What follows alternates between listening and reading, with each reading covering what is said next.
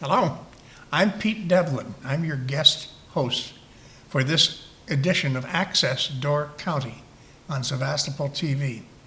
And with me is Ben Rikkola. Am I saying it right? That's right, correct. And Ben is instrumental in a recall of two members of the Sevastopol School Board, which is underway right now.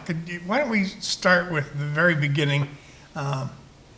What prompted the need for a recall?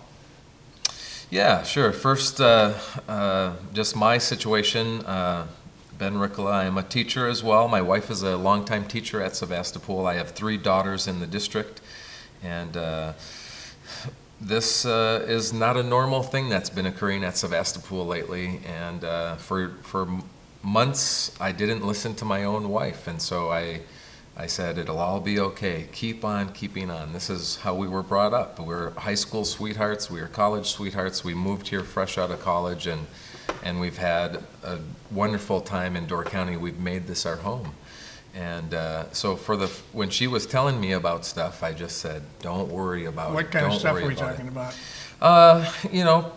Problems, staff morale. I would say we really hit a nice pinnacle a few years ago at Sevastopol. Everything was going great, and sort of the wheels came off the bus, for a lack of a better term.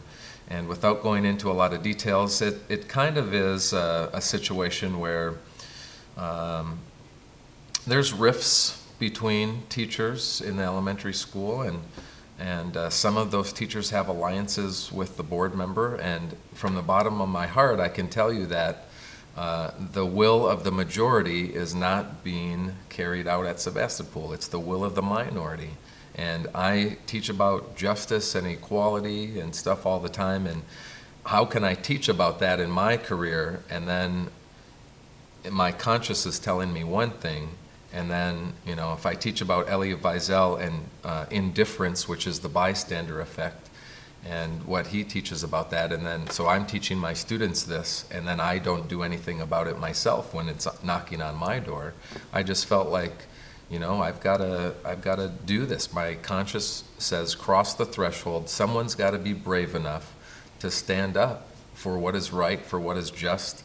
And so I wasn't even involved in the first recall. I hadn't crossed that threshold yet, and the first recall was Mr. Trent Olson for Jane Lubke and Jay Zahn, and that one sort of fizzled out, and kind of strategically we allowed that to fizzle out because we thought this recall for Bill Beam and Sue Today would be more beneficial. And so that's kind of how I got involved, is through my wife and through things that were being said, teachers that would come to our house. I know a lot of the teachers at Sevastopol.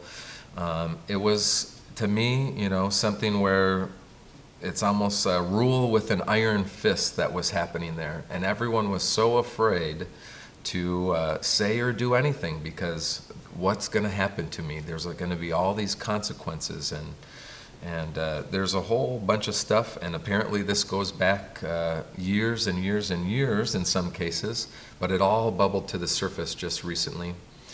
Mary Donaldson, Principal Mary Donaldson, her leave of absence, I would say, was the catalyst or the spark that really got this out there in the public eye and out there for a lot of people. But really it's way more than that. Everyone thinks that it's only about that, and these problems, these rifts, these things that are happening are still happening even after Mary Donaldson has been gone for a couple months now.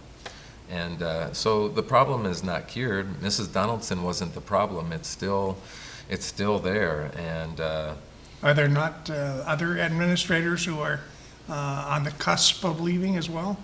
I think in the very short-term future, you're going to see some changes that occur at Sevastopol. And the fact of the matter is the board is divided on this. It's 4-3. And so it's not like a parent or citizen group that is against Sevastopol or against the entire board. There's 4 board members who are on board with what this parent and citizen group is doing. And which is, standing up for what is right and just, my dad was a principal, my dad was a superintendent, he started out as a teacher. I've been living through school situations like this all my life, and I can just tell you that this is not normal stuff, how a school should be run, and we just want normalcy. That's all we want. And for 13 years here, that's what Mrs. Rikkola, she teaches 5th grade, and a lot of her folks enjoyed, and now it's like the staff morale is low, the teachers have lost their confidence, no one trusts anybody anymore at school. You just have this feeling of, man, everyone was so happy and clicking on all 8s, not very long ago, and now we just sputter it out to finish the school year. And the teachers are the lifeblood of the school, and it's really unfortunate that so many teachers in the elementary, are on this side, but yet a tiny little faction gets everything they wish for against the will of the majority. Now, you said you have 4 members of the 7-member school board who at least are sympathetic to your effort. Does that not constitute a majority of the school board? And why are you concerned with recalling the 2 on the other side? Yeah, this turn just occurred recently. Some of the members got on in April, and that's sort of what started turning this a little bit. And some of those members got in because they were like me. They wanted to cross the threshold to try to turn what was happening there. And so it's recent, and there's, I'll just, I'm not a lawsuit kind of guy or call sheriff's department on people, but that's the type of stuff that's happening. There's people threatening lawsuits, and so most people don't want to stick their neck out there because what am I risking, right? And that's the whole bystander effect that I started with in the beginning. So often the bystander effect is, well, I'm not directly affected enough that I'm not willing to risk. Maybe I'm a business owner, so I have some information, but I don't want to come forward because it's too risky. Maybe I'm a teacher at the school and I have information, but no one's really listening to the information I get. And not only that, I'm getting some retaliation, some repercussion for bringing this forward. Just simple things like, for months and months and months, I'll just call it the old board, told teachers, you cannot talk to board members. You can't send us emails. You can't call us with your concerns. That's illegal. You have to follow the chain of command. And if you did follow the chain of command, then the information seemed to never get there, and it fell on deaf ears, and there was never an attempt. I mean, this is democracy. This is supposed to be what's best for everybody, and to tell so many teachers that their voice doesn't count, you're unworthy of even being listened to not even acknowledge that, and then to do other things, that, like I said, would be almost, you're penalized for doing that. So what a good person should do at Sevastopol is keep your mouth shut and don't say anything. If you question anything, then you're on the chopping block. And that's just the wrong way to run a school, and that's why so many people are crossing that threshold, right? This has been a movement. It's not like there's a group of 5 of us that did this, right? This is a large group of parents and citizens that have crossed that threshold and are saying, I'm doing this because it's right. I can't fight my conscience anymore. I'm willing to stick my neck out there. I'm willing to take that risk because I'm not going to sit idle and just let this happen. These are good people that aren't being treated very well. The problem is mostly in Sevastopol Elementary, and so that's where you get a lot of this. But this has been a movement, and like all movements, they kind of start slow, but then there's a snowball effect to it. And just yesterday, we're working on, so the recall has been submitted to Lisa Beery, the board clerk, Bill and Sue have challenged it, and now we're in the time frame of our rebuttal to their challenge. And so we have 5 days to do that. We'll be done well in advance of that, and then they have another 2 days. And so we're at the rebuttal time, but tons and tons of people came forward yesterday saying, I'm willing to sign an affidavit. No, that challenge doesn't stand up, you know. And people, An affidavit that An affidavit. was in fact their signature on the petition, is that what you're saying? well, an affidavit that says, you know, some of the challenges are saying that we misled signers, that they didn't know what they were signing for. And the Wisconsin statute, see if I can remember this, on recall law 9.10 sub 2M states that it's kind of like voting. No signer can have their name stricken off of the list, off of the recall petition, claiming that they don't have the full information or that they were uninformed. The only way you can do that is if you claim that the circulator misrepresented the reason behind the recall. So essentially, that we tricked you into signing the recall. So it's kind of like voting. Once you vote, you can't wake up the next morning and say, well, I want to change my vote. Once that's on there, you can't say, well, I changed my mind, now I want my name off the list. And so they had a bunch of people, who's ever rallying behind, you know, Bill and Sue, got a lot of people, not a lot, 15, 20, something like that, people to try to take their names off of the list. And we had affidavits to counter that and say, look, here's the sheet, the reasons are right on the recall, I didn't misrepresent this at all, this is why it was signed. And so, you know, the Government Accountability Board in Madison, you know, walked us through, well, how would you meet the challenge? And affidavits are one way that you do that. Have your circulator sign and say, here's what I said, here's what I did. You know, you can't claim that you were uninformed in this. That doesn't stand up. You have to claim misrepresented the purpose of the recall, which we didn't do that. I mean, this is not a group of crazies that are trying for a lynch mob. We literally just want fairness, justice to come back to Sevastopol. Specifically, what did the recall petition ask? So 3 reasons were given. It's a tiny spot at the top of the recall. You have to give it one for each person that you're recalling. Lack of transparency was one reason.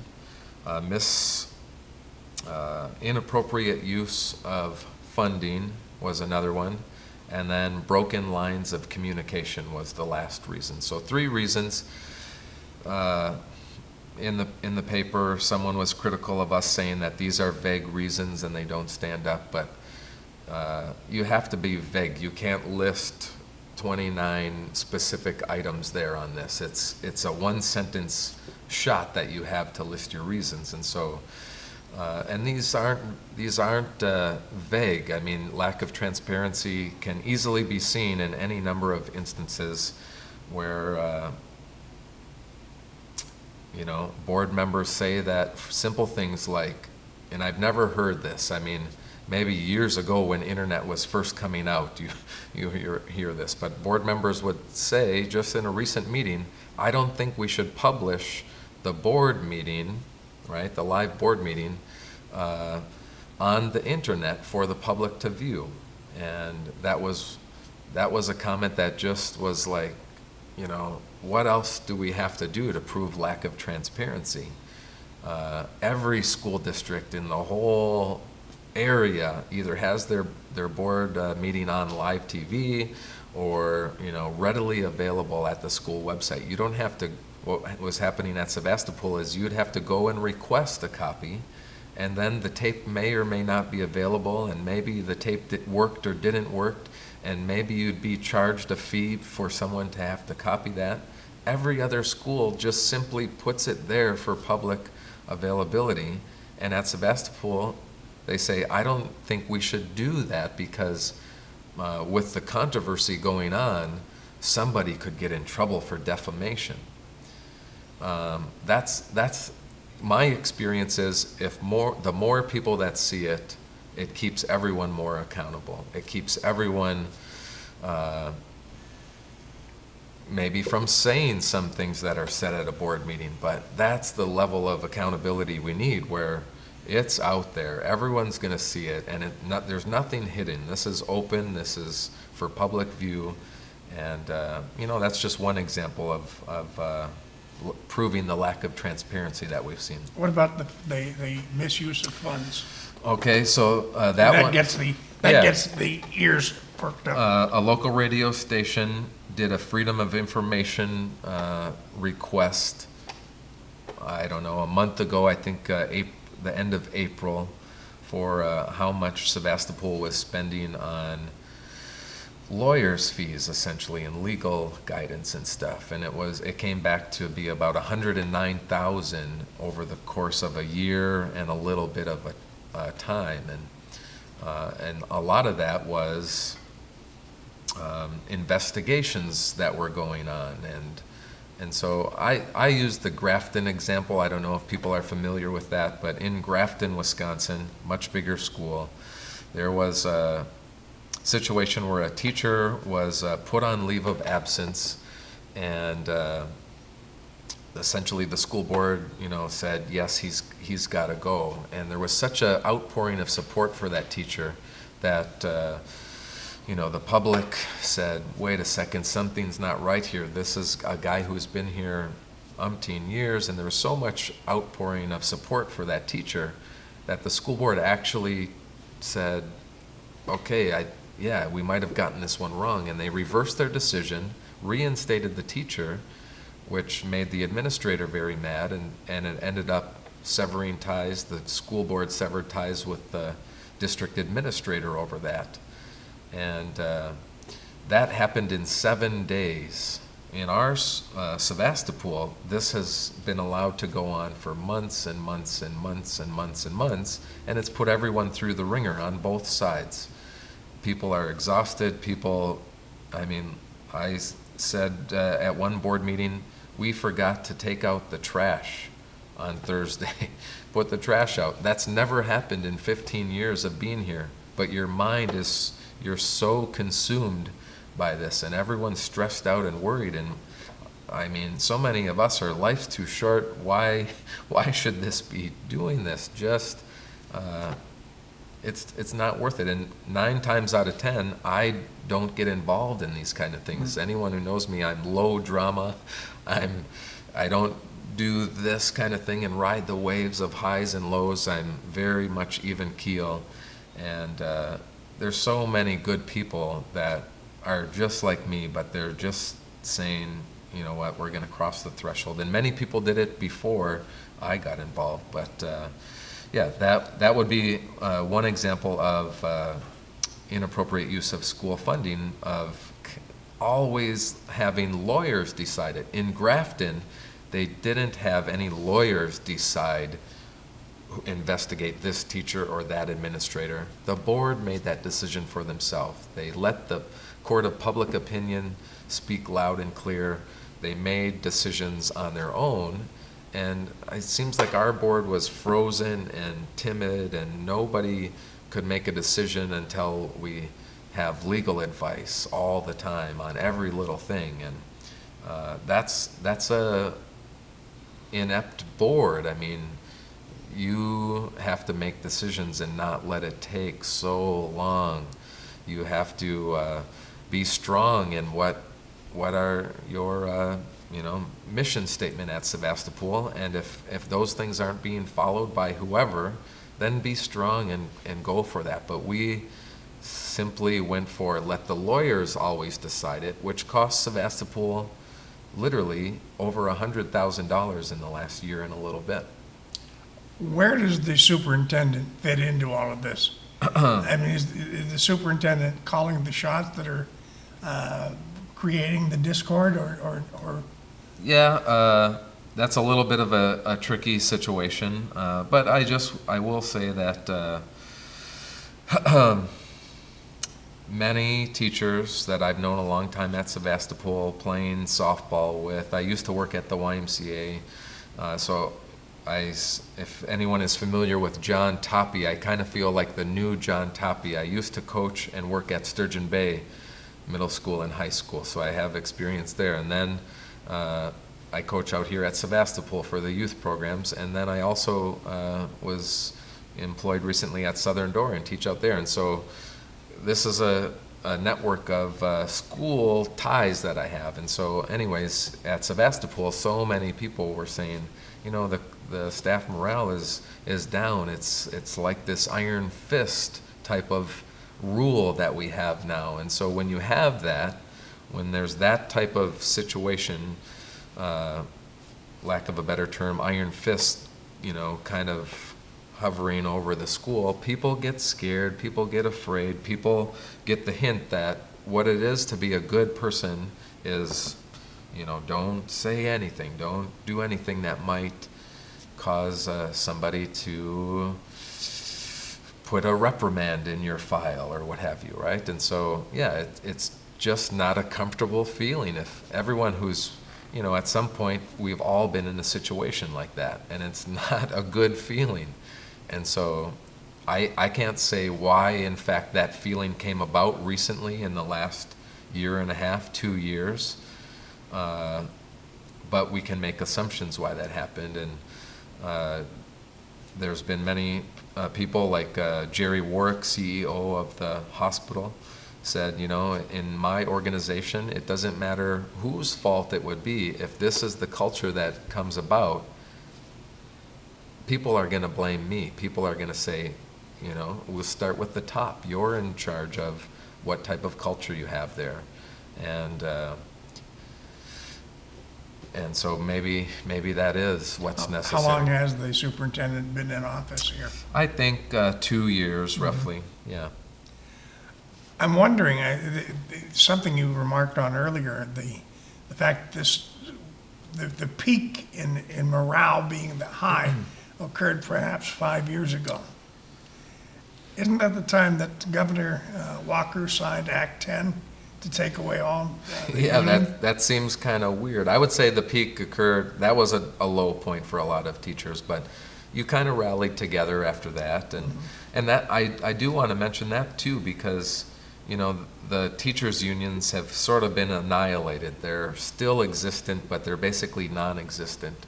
And so the situation that you have then is when anything occurs, in the old days, the teacher union would be there to back you and stand up for what is right.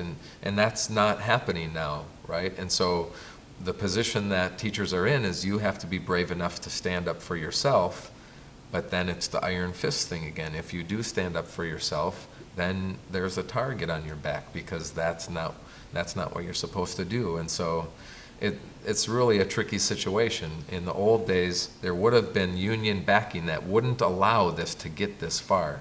Nowadays, you have to stand up and fight for yourself, but then you get penalized for that.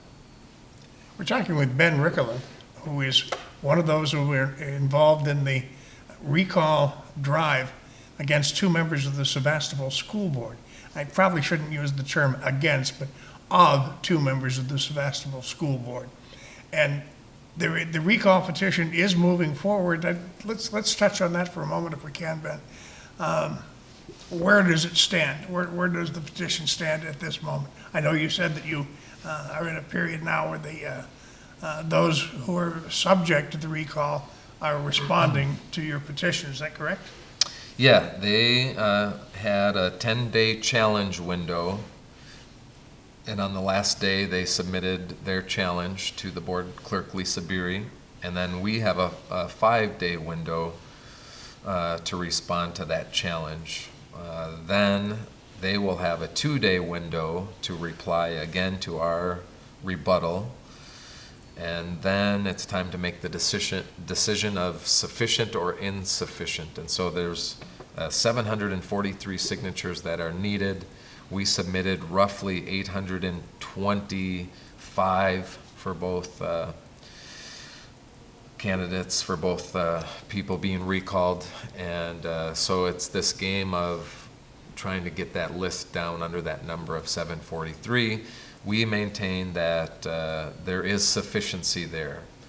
And we've been, 743, if I can interrupt. Yes. 743 is a percentage of the vote cast in the last gubernatorial election. 25% of everyone who voted in the Sevastopol School District for the last gubernatorial election. All right.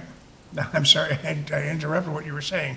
But from that point, the decision is made whether the petitions are sufficient. Then what happens? Yeah, and so it's actually the board clerk's job to decide on sufficiency or insufficiency.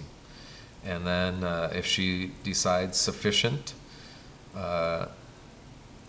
then it could be potentially 6 weeks after that date that the recall election would occur.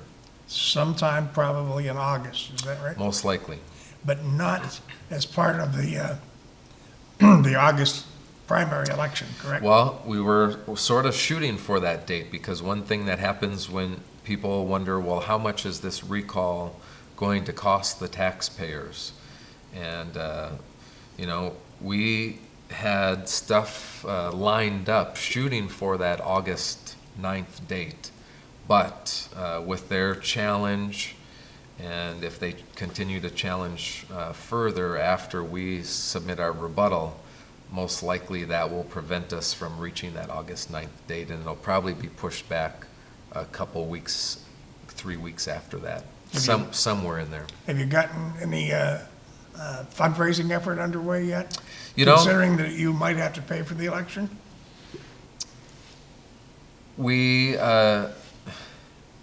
I'm not familiar with that. I'm suggesting that the municipal clerk will tell you it costs X number of dollars to run an election. Right. If we're holding an election outside the parameters, i.e.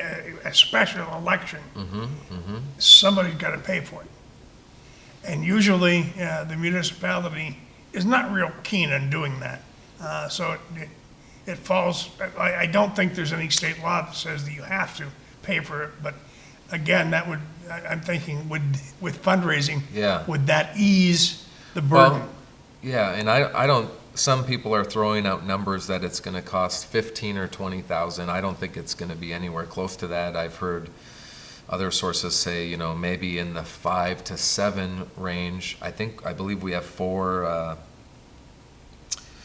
townships that would have to have their doors open that day. So it's kind of just getting the ballots ready and having the workers there for that day would be, I think, the biggest cost. I'm sure there's a little bit of other prep work that goes into it as well. And sources have told me that there might be contingency funds available, that each township might realize, this is a big deal, that so many people are involved in this, and they're all citizens of this school district and, in this part of Door County that we live in. And, if each one of them chips in a couple thousand potentially, that maybe that would occur, that there's contingency funds available for things like this. We also have a few, individual wealthy folks that I'm sure would probably kitty up if need be, and then we could pay for it that way. So you haven't actually built any kind of a financial structure, but you anticipate that it would be available then? I think the foundation is there. We haven't pooled together money and all of these things yet, because you still have 6 weeks or what have you after it's decided, and we might as well wait.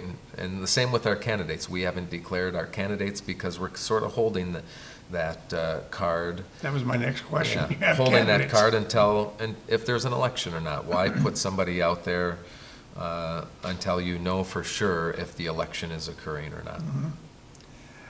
The Sevastopol School District, you said, encompasses 4 townships. Other than Sevastopol, what are the other townships? Egg Harbor, Jacksonport, Sturgeon Bay. Oh, yes, all right. I wouldn't have thought of the town of Sturgeon Bay.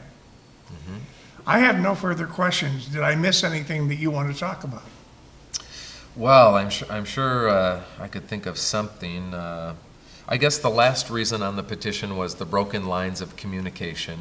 Okay. And I don't know that we touched on that one. Just to finish up the cost of the recall, I don't believe that, some citizens were concerned, well, are my taxes going to go up over this? And I don't think that's the case with that. No one's taxes are going to go up. And we've just gotten to this point where we really need to I don't care what happens at the election, but getting to the election will make one thing for sure. The majority will decide it, right? The majority is going to rule, and that's the way we're supposed to work. I said it this way before, that kind of the father of recall in our nation is our former governor of Wisconsin, Robert La Follette. And if you read his stuff, he says, well, the purpose of recall is that the people have the final say, okay? And so another thing that he said is, right, the way that the law is written, that you have to get a significant number of signatures. You have to put the reason on there. If the reasons are blasphemy, people will see that and they won't sign it. If you can't get the 25% of the signatures, then the recall fails. These are the protections that the office holders have, right? But if something bubbles up and gets so bad, then probably it will succeed because there will be enough momentum behind that. And Robert La Follette says, well, when that happens, right, that tells you something. That tells you the will of the people.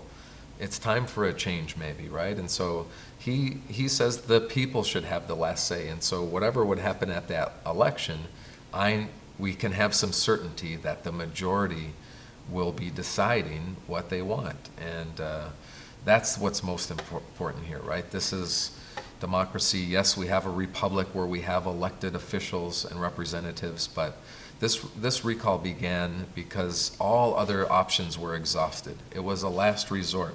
We tried the writing letters thing. Nobody listened. We tried the giving public speeches thing. Nobody listened. We tried making a phone call and saying, please listen to us. Please help us. Please, right? And everyone just said, no. Once the April election occurred, then there was a small little turn that you could see happen. Some new blood got in the board, and a new perspective, and said, wait a minute here, maybe we should be listening to all of these teachers. Maybe we should be listening to these parent concerns instead of keeping it covered and not giving it acknowledgement. At least acknowledge it, right? Don't just put it off and maybe even potentially scold people for bringing this forward. This is America. Justice should prevail. Democracy should prevail. The rule of the majority should prevail. And that's what this recall is going to do. It was a last resort to get certain people's attention and a last resort to execute the will of the majority, which I feel has sadly been ignored for quite some time. You invoked the name of Bob La Follette. Yeah. There is a recurrence of the progressive movement on the national political scene at this moment. And I'm wondering if that might have, the national recurrence would have had an impact on going forward with your petition in Sevastopol. Not really.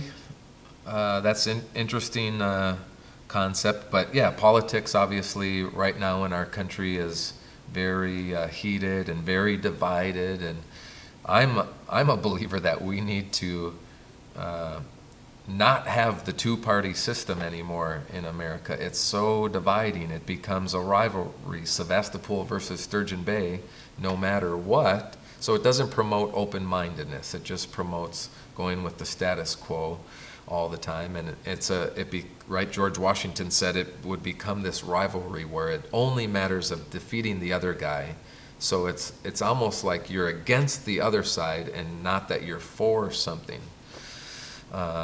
So I'm a believer, I teach some foreign exchange students once in a while, and there's hardly any other country that we consider a free and democratic country that only has two parties. So many of our other free and democratic nations have 5 or 6 or 7 parties, and then it keeps things more balanced and not just so one versus the other. As far as the progressive thing and having anything to do with this recall, I don't think that was the case.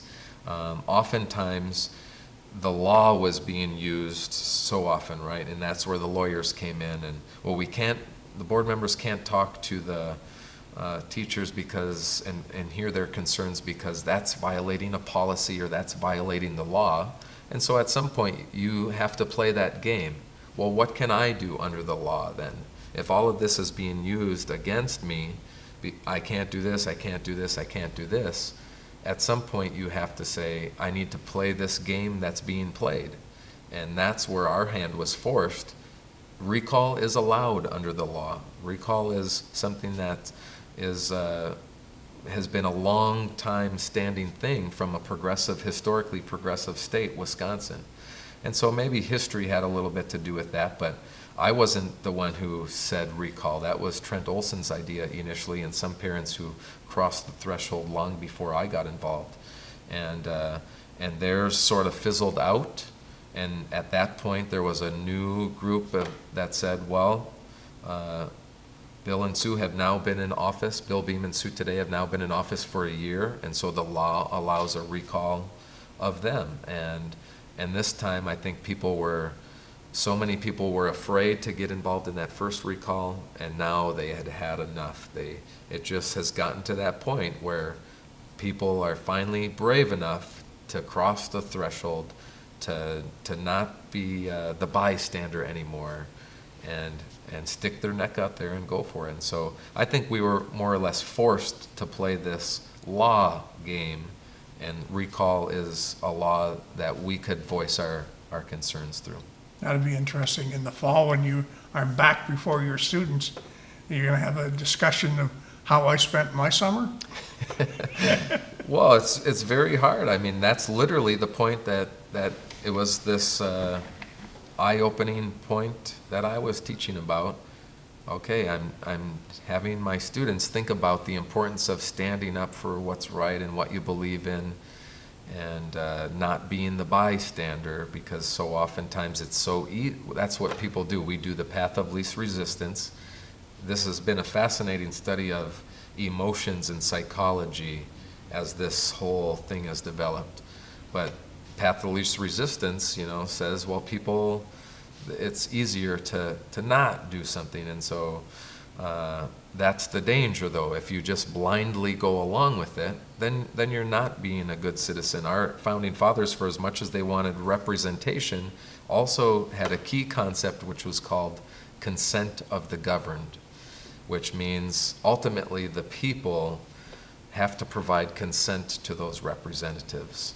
And that's the stage we're at. So many people aren't doing that anymore and are brave enough to do that, where, nowadays that's a problem that we have in our country. I think we just say, well, it's politics, we can't fix it, we can't do anything about it, it's just the way it is.